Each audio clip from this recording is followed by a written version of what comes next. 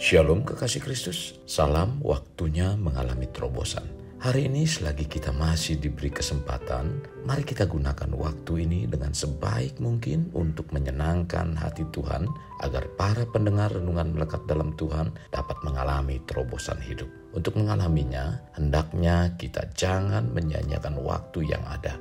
Mari kita berdoa. Tuhan Yesus, hari ini kami kembali dapat menerima kebenaran firman-Mu lewat renungan pada hari ini. Tuhan, berbicaralah kepada hamba-Mu melalui renungan ini Tuhan, agar firman yang disampaikan dapat menginspirasi, memotivasi, dan menguatkan iman kami Tuhan. Sehingga kami menjadi pribadi-pribadi yang kokoh menghadapi tantangan dan kesulitan-kesulitan yang kami hadapi. Tuhan, terima kasih. Ini yang menjadi kerinduan dan doa kami. Dalam nama Tuhan Yesus kami berdoa. Amin. Melekat dalam Tuhan bertema masih ada kesempatan. Firman Tuhan terdapat dalam 1 Korintus 16 ayat 9. Demikian firman-Nya. Sebab di sini banyak kesempatan bagiku untuk mengerjakan pekerjaan yang besar dan penting, sekalipun ada banyak penentang. Kekasih Kristus, konteks dari pasal ini berhubungan dengan rencana pengumpulan bantuan untuk orang-orang Kristen di Yerusalem. Tercatat dalam 1 Korintus 16 ayat 1 sampai dengan 2. Sesudah jemaat Korintus mengumpulkan bantuan itu secara teratur, Paulus sendiri akan datang ke Korintus dan mengurus bantuan itu. Hal ini disebutkan dalam 1 Korintus 16 ayat 3 sampai dengan 4. Dalam pasal yang sama, perikop selanjutnya pada ayat 5-9, kita menemukan tidak kurang dari 3 keterangan tempat yang disebutkan secara jelas, yaitu Korintus, Makedonia, dan Efesus. Demikian juga rute yang akan ditempuh juga cukup jelas, dari Efesus melintasi Makedonia ke Korintus. Bukan hanya itu, beberapa keterangan waktu yang disebutkan dalam teks ini, ayat 6, musim dingin, ayat 8, hari raya Pentakosta. Keterangan ini membantu kita untuk menangkap kejelasan perencanaan yang dilakukan oleh Paulus. Bahkan ia juga menginformasikan bahwa dia ingin tinggal di Korintus cukup lama, tercatat dalam ayat 7. Paulus bisa saja tiba di Korintus jauh sebelum musim dingin atau dekat dengan musim dingin. Jika berdekatan dengan musim dingin, Paulus akan menghabiskan musim itu di Korintus. Selain karena dia ingin lebih lama bersama jemaat di Korintus, pelayaran selama musim dingin memang sangat sukar untuk dilakukan. Ombak yang besar dan malam yang lebih panjang memberikan kesulitan besar bagi para pelaut untuk melanjutkan perjalanan. Paulus memang sangat ingin mengunjungi jemaat Korintus, tercatat dalam 1 Korintus 16 ayat 5 sampai dengan 7. Setelah itu Paulus melanjutkan pelayanan ke tempat lain, tercatat dalam 1 Korintus 16 ayat 6b, atau mengantarkan bantuan ke Yerusalem, tercatat dalam 1 Korintus 16 ayat 4. Selama menunggu kesempatan itu, dia menggunakan kesempatan yang ada di depan matanya secara maksimal. Kekasih Kristus, bila kita menyimak dari perjalanan Paulus dalam setiap situasi atau persoalan yang dihadapinya, selalu ada kesempatan. Sesungguhnya, persoalan yang dihadapi itu merupakan proses dari Tuhan, di mana Tuhan ingin memaksimalkan kemampuan atau potensi yang Tuhan telah berikan pada kita. Kemampuan atau potensi ini akan muncul saat kita diproses. Dan hal yang sangat disayangkan, banyak di antara manusia, termasuk kita sebagai anak Tuhan, tidak menyadari bahwa proses yang sedang terjadi itu memunculkan potensi atau kemampuan dalam diri kita. Sesungguhnya Tuhan senantiasa memunculkan potensi-potensi atau kemampuan-kemampuan pada kita melalui kesempatan atau peluang saat kita diproses. Dari setiap masalah yang terjadi pada kita tentunya ada prase-prase yang harus dilewati, dan prase-prase inilah yang akan menjadikan suatu kesempatan pada kita untuk mencapai kesuksesan.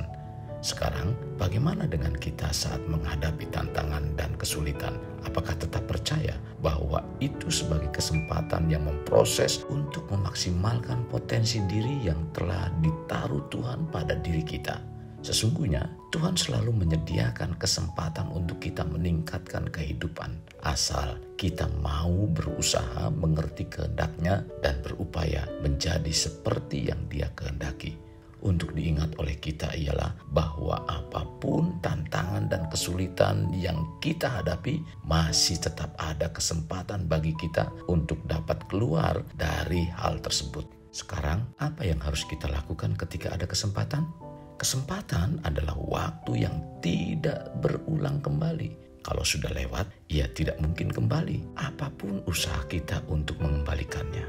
Karena itu, tangkap setiap kesempatan yang Tuhan berikan. Kita tidak tahu apa yang akan terjadi besok. Jangan mengatakan nanti saja, besok masih bisa. Siapa yang memastikan besok masih ada? Selama masih ada kesempatan, kita harus memastikan untuk melakukan semuanya selama ada kesempatan atau selama kita hidup. Hidup merupakan satu-satunya kesempatan di mana kita bisa berbuat baik kepada orang lain. Jangan pernah menunda dan berharap kita bisa mengatur waktu dan kesempatan itu. Sebab kita tidak tahu pasti apakah kesempatan itu masih diberi atau tidak. Selain terus berdoa dan berharap Tuhan berkenan pada setiap perbuatan baik kita, sekalipun itu kecil, maka dari itu kita harus memandang bahwa setiap hari yang kita lalui itu merupakan sesuatu yang sangat berharga sebagai kesempatan untuk belajar mengalami perubahan.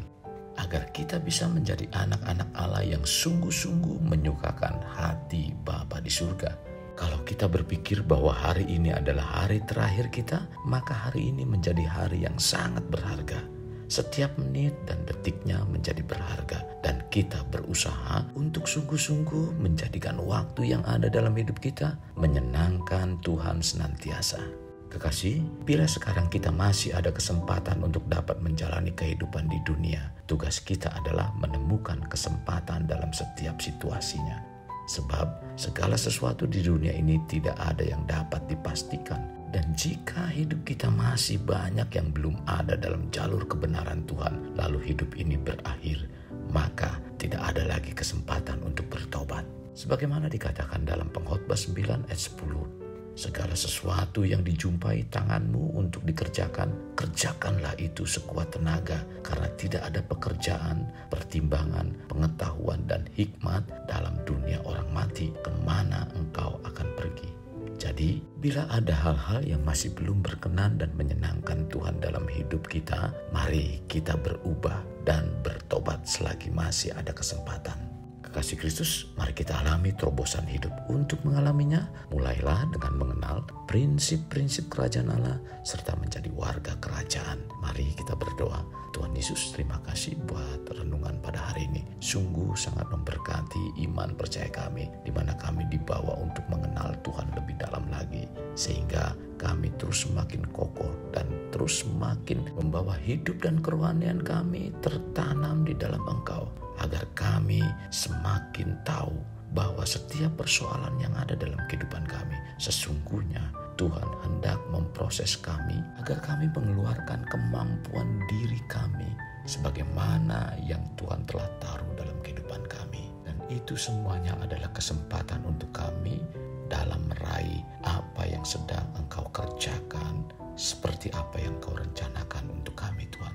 Kami mengucap syukur buat kebenaran firman-Mu, karena setiap persoalan yang terjadi dalam kehidupan kami ada kesempatan untuk kami mengeluarkan kemampuan atau potensi yang Tuhan telah taruh dalam kehidupan kami, sehingga kami menjadi pribadi-pribadi yang terus mengalami janji-janji kebenaran firman-Mu. Terima kasih Tuhan buat firman Tuhan yang sungguh sangat memberkati kehidupan kami. Ampuni kami jika kami salah di dalam berpikir, di saat kami menghadapi tantangan, dalam menghadapi kesulitan, kami ditinggal sendirian dan sepertinya Tuhan tidak peduli dengan keadaan kami. Sesungguhnya Tuhan hendak memproses kami agar kami mampu berjalan dan kami terus memiliki iman yang kuat di dalam Engkau, karena Engkau yang telah memampukan kami. Tuhan, terima kasih buat semuanya ini. Inilah yang menjadi doa dan permohonan kami. Dalam nama Tuhan Yesus kami berdoa. Amin. Kasih Kristus, mari kita akhiri dan mengendahkan kedua tangan kita. Terimalah anugerah berkat dari Allah Bapa, kasih sayang daripada Yesus Kristus, dan persekutuan dengan Roh Kudus yang mencurahkan berkat secara rohani, berkat secara jasmani, dan berkat secara ekonomi. Di mana berkat Abraham, berkat Ishak, berkat Yakub dicurahkan dan dilimpahkan dari saat sekarang sampai Maranatha tiba, dalam nama Tuhan Yesus. Amin. Sampai jumpa di renungan berikutnya. Tuhan Yesus memberkati. Jangan lupa like, share,